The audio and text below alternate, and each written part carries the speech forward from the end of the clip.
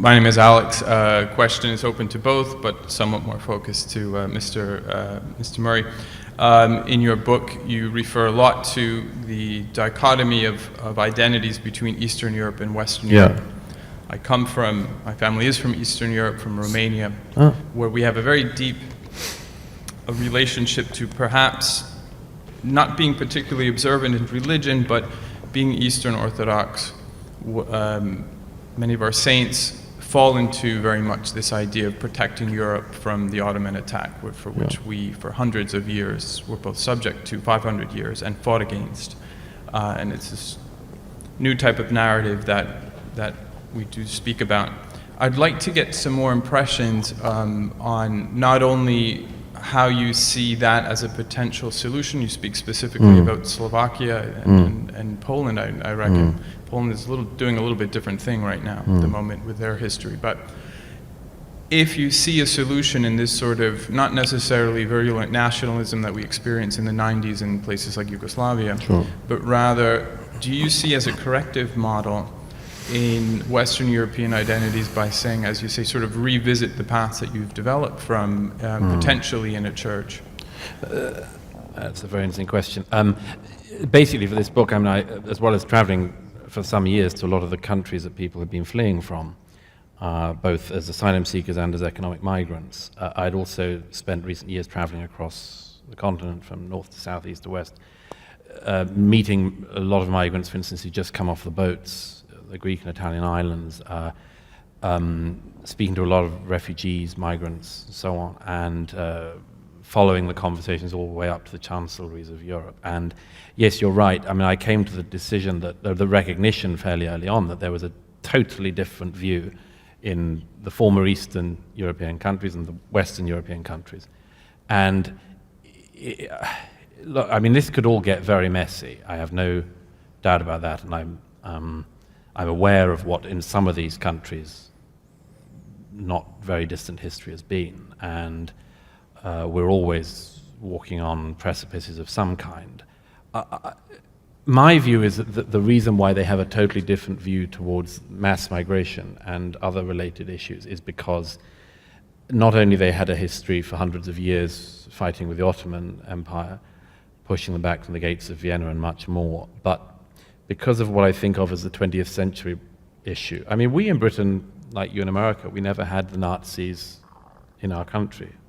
They made it to the Channel Islands in the UK, but we didn't see populations rounded up and sent to the death camps. And you did see a lot of bombs, though. We saw a lot of bombs, it's true.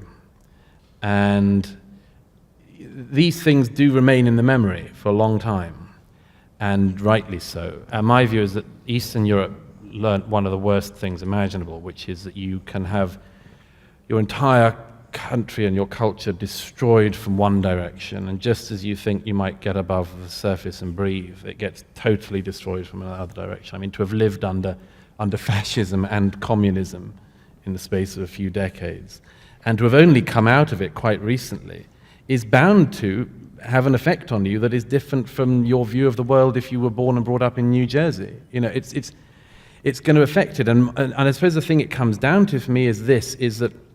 And I am, broadly in agreement with what some of the countries in Eastern Europe have done in recent years in this regard.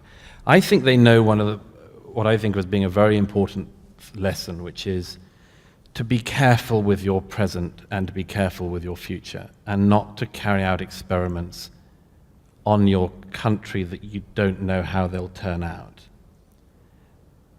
Just to be careful with your future, because you don't know. You could screw it all up in new ways. And in Western Europe, there's a lot of things we're coming across which we never expected to come across because we hadn't planned, and it didn't mean any of it to happen. And I think in Eastern Europe they have a different view. So I just say that it's not an argument for people being illiberal or being anti-democratic or anything like it. I think people should be very careful, because this is, for most people, the only vessel they have to live in. And if it's screwed up, you've screwed up the only thing they've got. So be careful. This doesn't seem to me to be a very extreme position, but sadly it's regarded by some as being so. But I, at any rate, still hold to it.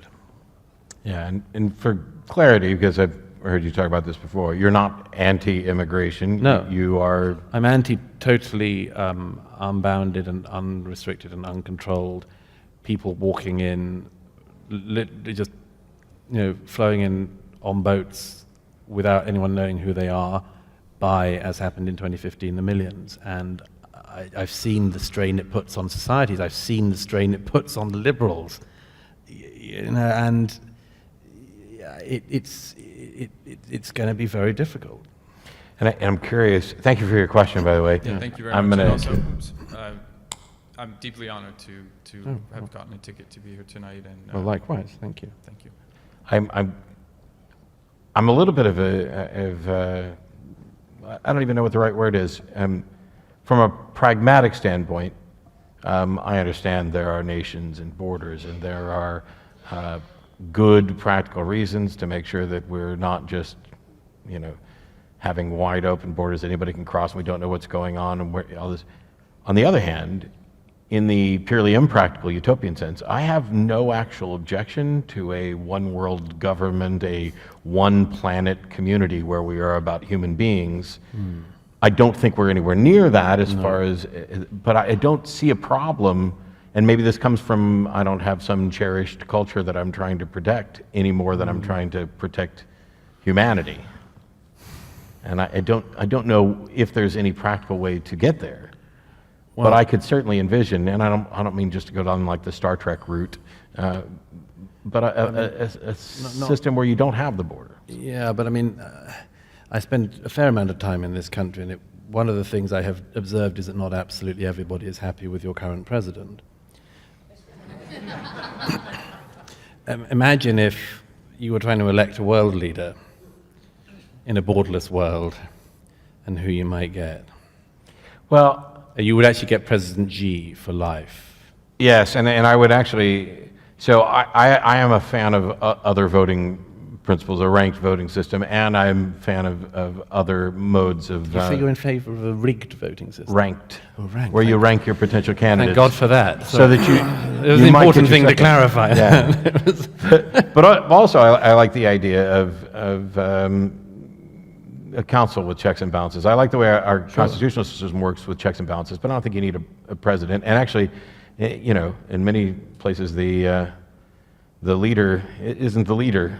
Sure. And so I think there's a number of options. Anyway, I don't want to delve off into fantasy land. Was there somebody over here? I can't see you. Yes. Hi. Hi. Mr. Murray, in one of your discussions with Sam Harris, he expressed skepticism about you talking to Stefan Molyneux because of his sort of fetishism of IQ differences. Yeah. And I was wondering if you had any thoughts about that, about if you think there are limits on who you're willing to engage with or who you think it's appropriate to speak with. Yeah. I love that question, actually. Thank you. There are people that I won't share a stage with again. There are two, at least, Ray Comfort and Saitan Brungate, that I've talked about publicly. There are probably people that I would not share a stage with because my view on this is that I share stage all the time with people that I vehemently disagree with, and I share a stage from time to time with people that I somewhat disagree with. I mean, we're going to disagree on some stuff. I think that the counter to bad ideas and bad information is good ideas and better information. And I think that if an idea is bad and seems to be increasing in popularity, that it's almost a moral obligation to address it. And so I'm in favor of the conversations. There were people who didn't like the fact that I sat down with Jordan. There were people who didn't like the fact that I sat down with you. And that said, there are also cases where I have no need to sit down with somebody. For example, Richard Spencer. Now, he's a white nationalist, white supremacist, neo-Nazi, whatever label he's willing to use. I can get up and speak about human rights and equality without having to have him on stage to do it. And I can also fairly and honestly address the things that he said publicly without ever mentioning him and counter that. If it turns out that those ideas become popular and they're starting to increase, then maybe it is a good idea for me or for someone to get up and share a stage and let's show the world. Yeah. I have a lot more confidence in let's put the information out there and have the discussions. I have a lot more confidence in the general public's ability to figure out what's going on. That's often shaken. The flat earthers, the people who are part of various what I consider cults or quasi-cults of personality. With regard to some people, it's incredibly frustrating. But I've gotten pretty good at dealing with frustrating things. And it's not like I'm not going to say there aren't any limits, but the limits are based on the potential good that it can do versus the potential harm of leaving it alone. I couldn't agree more. That specific one, Sam picked me up on, I think I said at the time, it's pretty much the same view now. You have a conversation with somebody, it all seems to be pretty normal. They throw something in that isn't your thing, which I've had to find out a bit more about since, but I sort of ducked that. And Sam quite rightly noticed that I ducked it, because I just thought, well, why is he doing that? And now I'm a bit wiser about, as I say, the sort of warning sirens that go off about certain subjects. But I'm a great fan of promiscuous conversation, and there's one example I'd give in the UK. There's a guy called Anjem Chowdhury, who was a very prominent, led a tiny number of British Muslims, but a really very, very vehement and violent group. And 10 years ago or so, I was challenged to a debate by a student society in London with him, and I said I'd do it, and it turned out to be a front group and things, and there ended up being a kind of riot in the London streets, and the police asked me not to come, but I said, hell, it's my capital city, I'll come. In fact, not only did they duff up a colleague, but the police got there in time to get me out. But the bit we did have in the street was very, very helpful. Firstly, because I got him to say something I'd always thought he thought, and he said it in public. And secondly, that on the basis of that event, the terrorist group which he was leading was shut down by the British government, finally. And I know that the security services and the police were taking photos, and that in the 1 year after it, by about a year after that occasion, at least half a dozen of the people who were in front of me with Anjem Chowdhury had been sent to prison for trying to kill people. And I was very pleased that this event had smoked them out, and they'd appeared in public, and they shouted vile stuff at me and so on. It wasn't very pleasant to have 100 jihadis against me in the street, but it turned out to do an immense amount of good. And we met on subsequent occasions in slightly more studio-like environments. And again, you could show up what he thought, and just the fact that he just wasn't somebody engaging in normal dialogue. He was somebody who had a bunch of people behind him, who he was encouraging to blow people up and assassinate them in Britain and around the world. And I'm very glad that he's now in prison. Not the only one of my enemies who's now in prison, incidentally, but that's another story. And that's why I'm not his enemy. Yes, sir. Hi, I'm Chris. I'll give this to either of you. Let me just first say that if you're looking for an example of a community to study where a fringe group has basically taken over the entire civil government, Curious Joel here in New York State would be an excellent example. That's one of the towns I was talking about for filming for the documentary. The question is, we seem to have moved as a country, our country, from healthy skepticism where you withhold acceptance of an assertion absent being presented with or finding appropriate evidence, to unhealthy skepticism where you reject basically any assertion that doesn't meet your existing framework of biases. I have to interrupt you right there, just because I'm doing the Magic and Skepticism tour, and I will never call those healthy and unhealthy skepticism. One of them is skepticism, and the other one is cynicism, and they're different. Fair enough, but then the cynicism is reinforced by the fact that people gravitate to TV channels, the blogs, the social structures that reinforce their belief structure.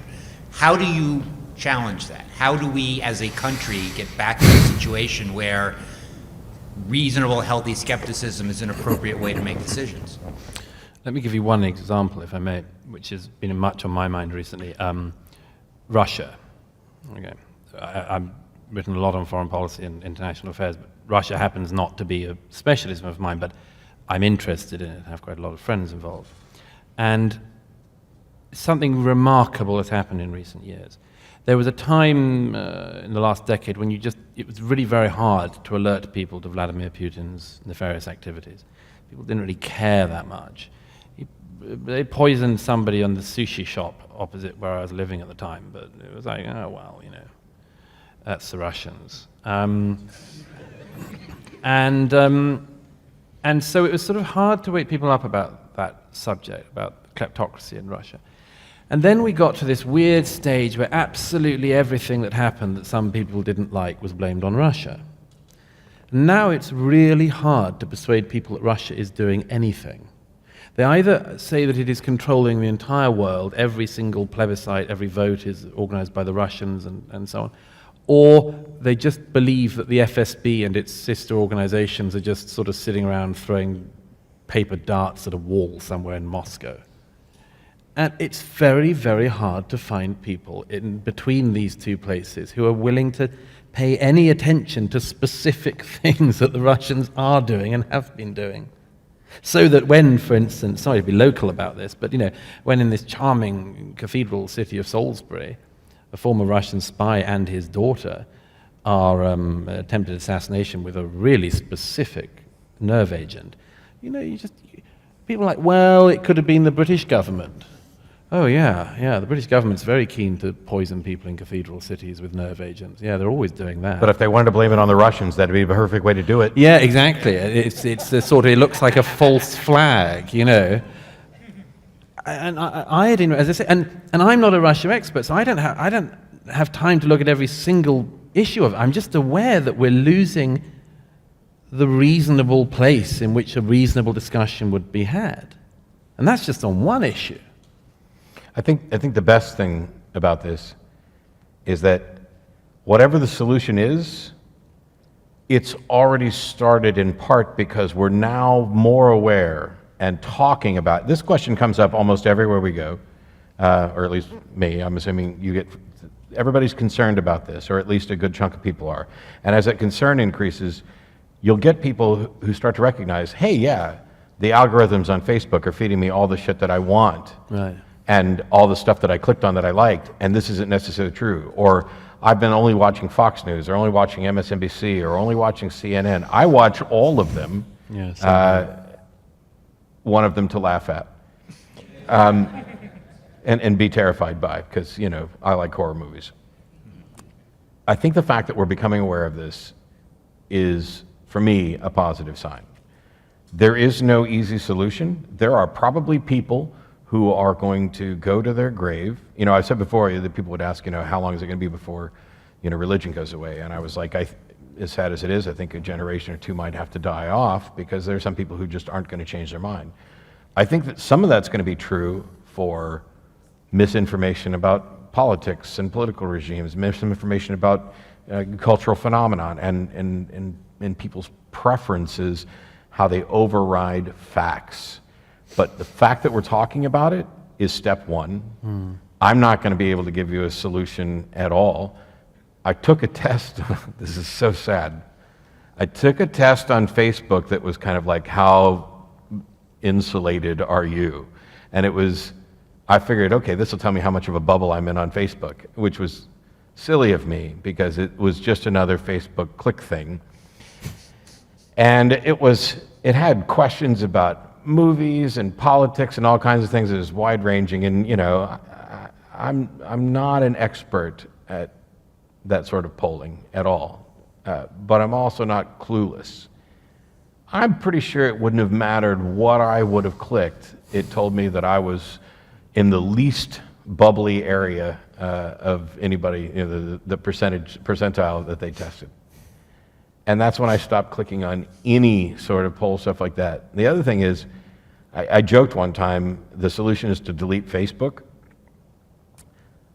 But I think the solution may be to reset Facebook, dump all your friends, dump all your history about it. You don't get to do this, by the way. Facebook would actually need to do this.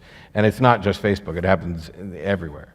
But I think sometimes, people worry about the reset. Well, this isn't like I'm resetting my life. This is resetting, my online presence. This shouldn't be that much more traumatic than changing my email address, which for a lot of people, I've had the same one for 15 years or so.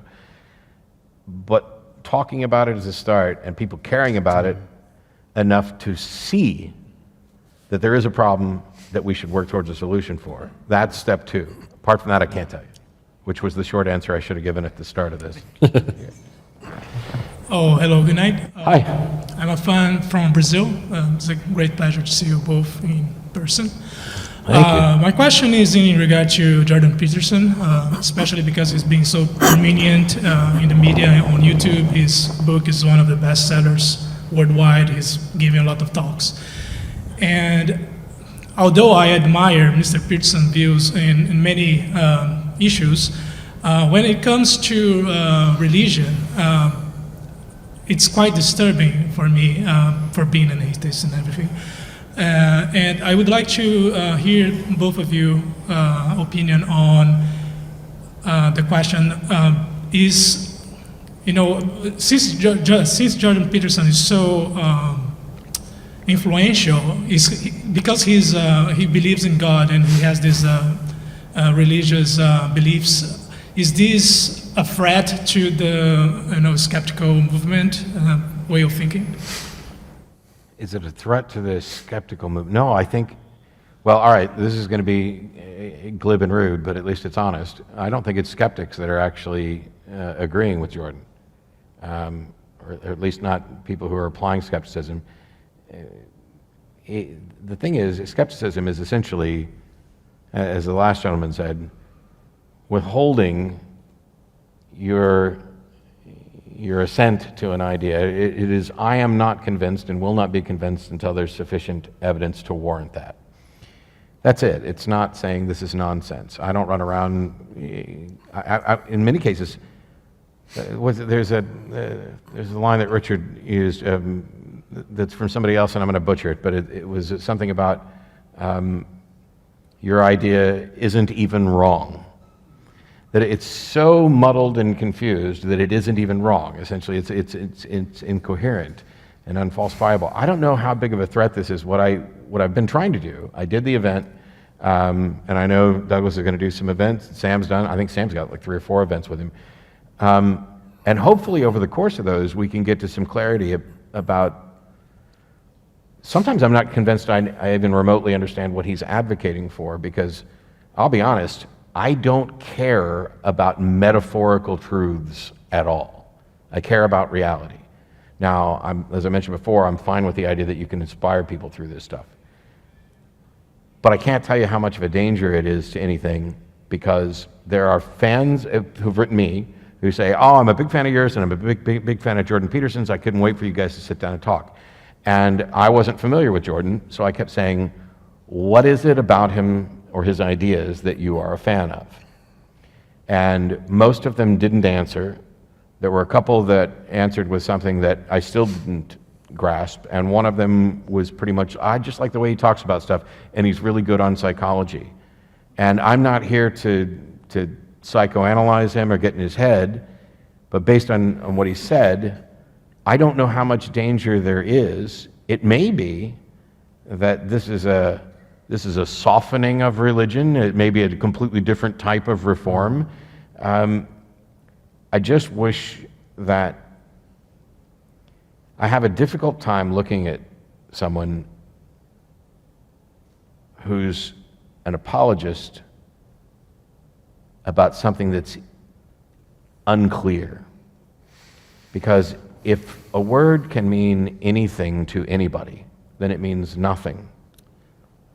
And so if you say, I believe in God, and you and everybody else have a completely different, God is real, and you have different definitions of God and is and real, I don't know where you go from there.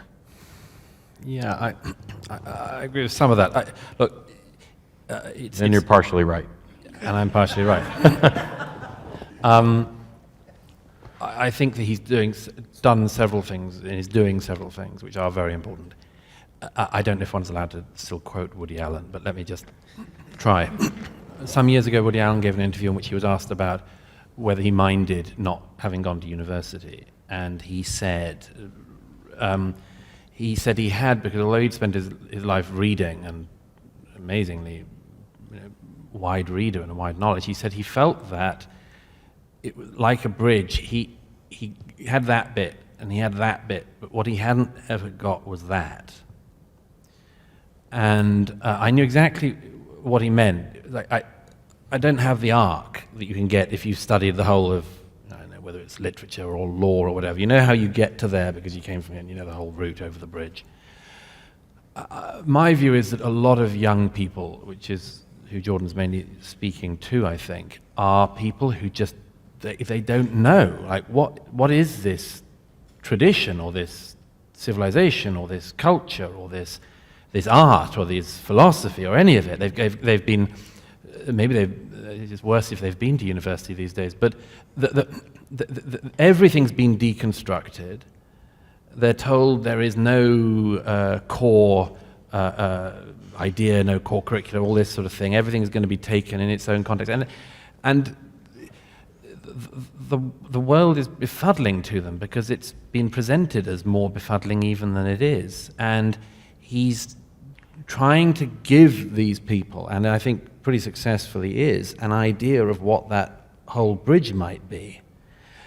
And the second thing I'll just say very quickly is that he is speaking to a thing which I've written about quite a lot as well, which is this sense, again, I don't want to bang on about the Europe aspect of this, but a German philosopher, Jürgen Habermas, who I quote in my book, wrote what for me was a very important essay some years ago called The Awareness of What's Missing, where he writes about a friend's funeral who is an atheist who leaves instruction that there is to be a funeral in a church. There's no amen to be said, and there are to be no priests in robes.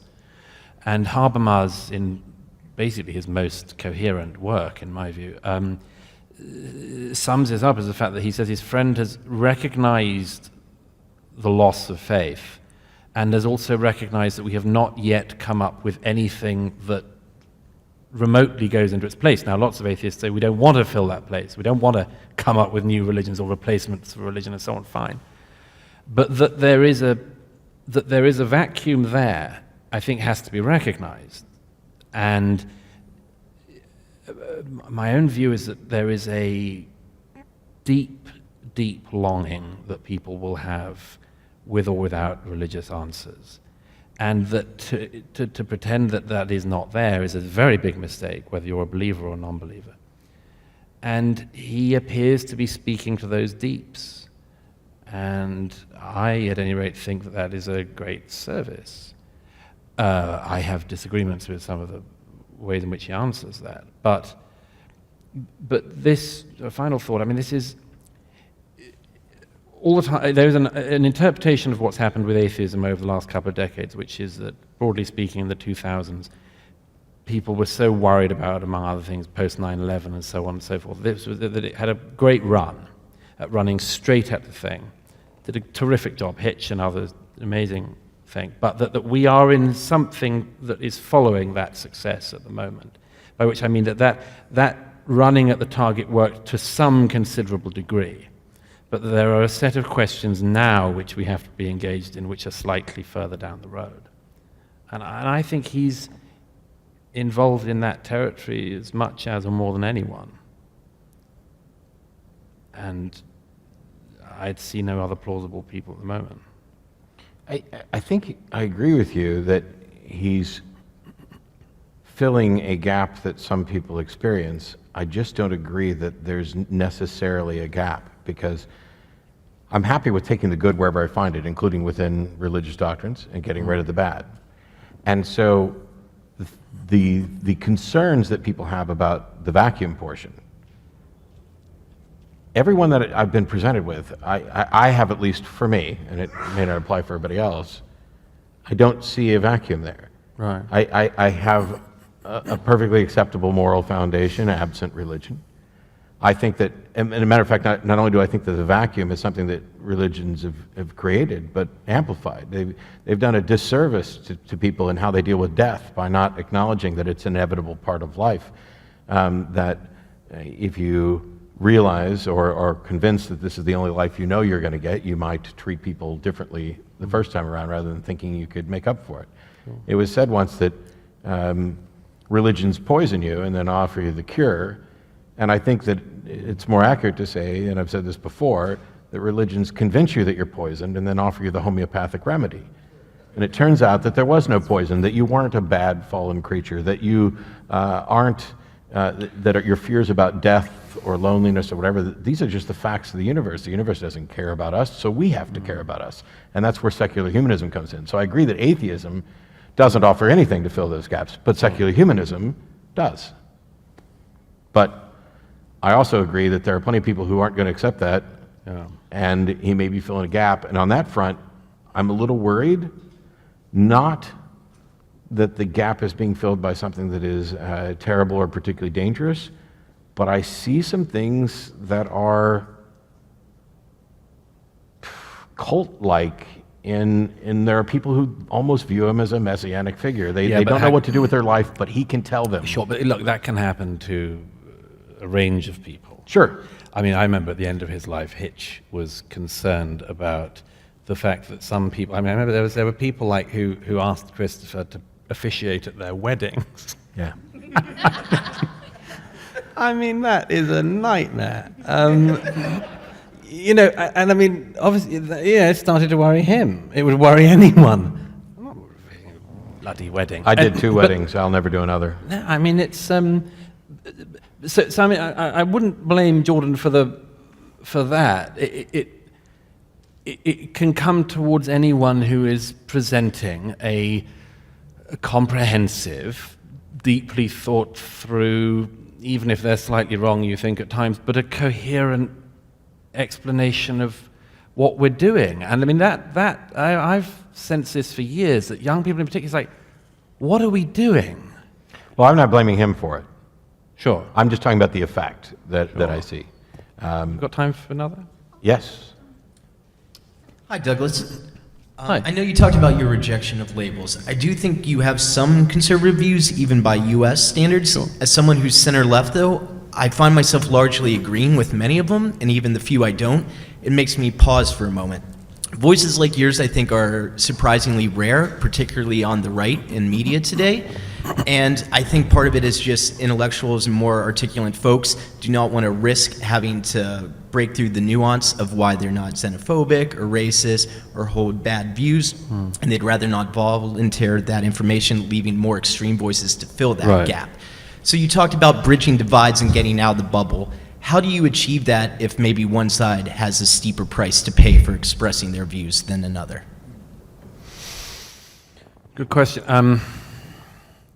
I broadly think that all this has been made infinitely worse by social media, which is one of the reasons why I don't engage on it. As I said about before, I mean, I wouldn't go out into the street and invite people to shout names at me, and then, like, if I didn't hear properly, go over to them and ask them to do it clearer.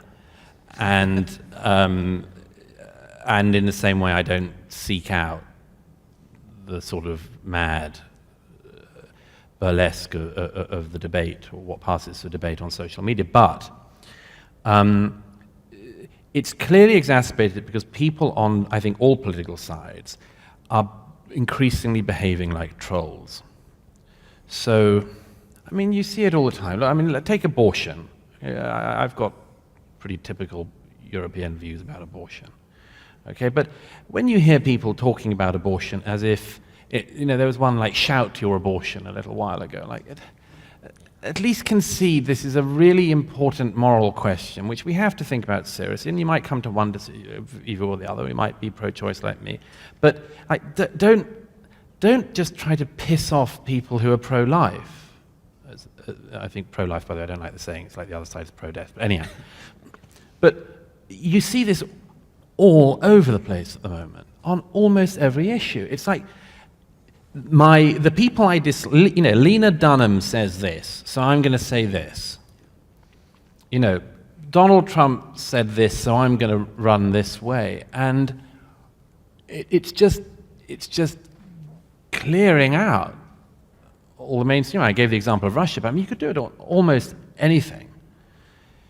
People that seem to be forming political views, not because they've reasoned themselves into them, but because they want to piss off people they hate. And I just think we have to find a way to do better than this. And it comes back to this thing about not making claims about your opponents that are just demonstrably untrue. I mean, I have this with Sam. Like, somebody said that a conversation Sam Harris and I had was like Nazism or something. Like, you gotta be the most fucking ignorant person in the world to think that Sam Harris, the West Coast yoga-doing, meditating liberal, is a jackbooted Nazi, okay? And I make no claim about myself, but you gotta know nothing to say that. You got to have not seen anything or been anywhere or read anything. Unless what you're trying to do is to clear out the decent liberal ground, okay? And that's what some people are trying to do. I see it all the time at the moment. It's like, we want to get rid of the voices who are plausible. So we'll make totally illegitimate claims about them being Nazis, fascists, white supremacists, and so on, in the hope that we'll throw enough mud at them that they're no longer in the debate. I say, again, you have no imagination of where this goes. Because if you've heard people, this is another thing we've all seen all the time. When the mainstream media can run roughshod over somebody's entire life and career, and you see it happen, you become very doubting about the next times you see it happen with people who you don't know about. And one of my things about this is that if you've heard 99 people illegitimately described as Nazis, it's highly likely that you won't believe the 100th time somebody calls somebody a Nazi, and it's possible the 100th time it's a proper Nazi.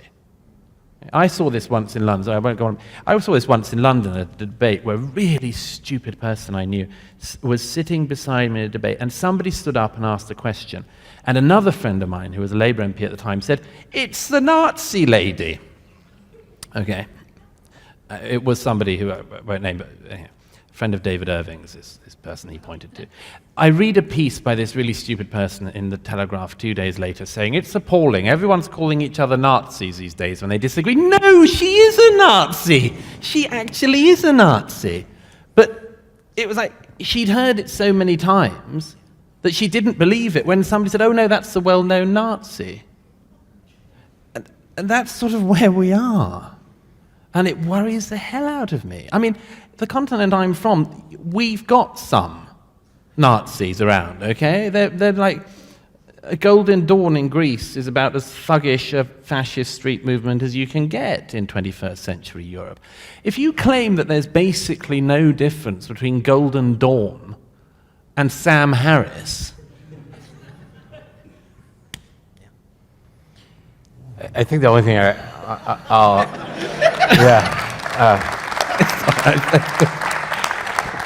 I'm tempted to add nothing, but there's one thing that ties to your question, and no offense to Douglas, but I heard him do it, we all do it. But I keep cautioning people against it anyway, even though I'm prone to it, so it's worth getting out there. Argue honestly and stop pretending that you can read people's minds. yes. When I'm as pro-choice as you are going to find, I've debated it, I will call the other side anti-choice, and I will demolish their views that I think are actually harmful. But my wife and some of her friends had previously said, the anti-choice people, they just want to control women's bodies, they just want to control sex, they just want to punish women for having a vagina, a uterus, sorry. Boy, I can't believe I got that wrong. It's not my area, yeah. so. Cheers. And I said, don't do that. What you should do is say, exactly what the truth is, which these individuals want to implement policies that would have the effect of controlling sex and making women slaves to their biology, etc.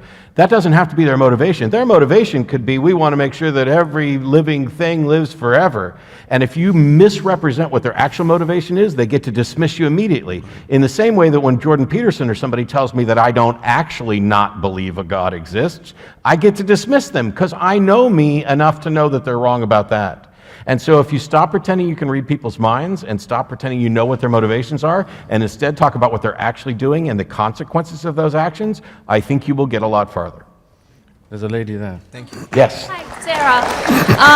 I'd just like to say I'm Jewish. I do believe in God, but I don't think that God it discriminates against atheists because he made you guys for a reason. Then number two, I would like to address the, you bring up the Blitz, circuitously or, obliquely. I would like to ask, first of all, as an atheist who speaks on religion regularly, weekly, do you find that that's a substitute for ministry? Your family is very strong in ministry. And number two, if you did not have your ministry, what would you have a passion for that kept you going? And what would you do as a vocation? Is this for me? Because I think so. You This is first. for you and for you. I was going to say I didn't bring up the Blitz at all. You, So I know that your father was a Presbyterian minister, yes? Not a minister, no. He was, but you were, He was a congregant. But, okay, I didn't know it. Sure. There was, your Wikipedia is incorrect. yeah, not for the first time. Yes. the short version is I'd have a passion for all the same things that I have a passion for, as far as I can tell. I mean, obviously I can't rewind the clock and remove my religious upbringing and everything else. I'd probably have a passion for much the same things I do, for learning and educating and magic, and my hobbies. But the values that I have, the interesting thing for me was when I found my way out of the religious beliefs, I had to take an inventory of my entire life and why I believed what I believed. Hey, if previously killing people was wrong because God said so, well, does that mean I can kill people? It turns out, really easy answer, no. And there are good reasons. I'd rather not die, you'd rather not die. It's probably in our best interest to make sure we discourage that sort of thing. So you can have completely pragmatic, even selfish reasons to reach those conclusions. So what about psychopaths? Well, I mean, you don't get to point to the exception. They're not going to have a reason whether there's a God or not. The better question is, why did God make psychopaths? But I would... That's a question for psychology, whether he did or not. Well, so anyway, I would have a passion for much of the same things. My passion isn't let me destroy religion across the world. It is to...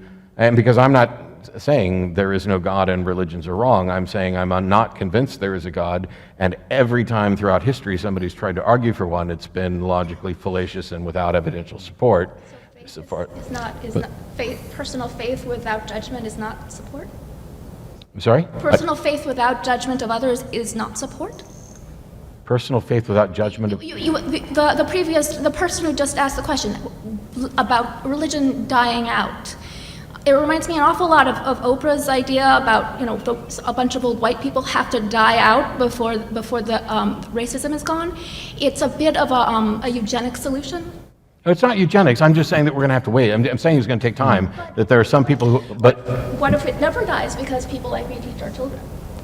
Well, it may never die. Matter of fact, I don't think that it will die. I think it'll just be diminished to the point where it's no more relevant than flat earthers. But I mean, maybe I could just chip in to say that I don't spend all my time arguing about religion or telling people to drop their faith or anything like that. True.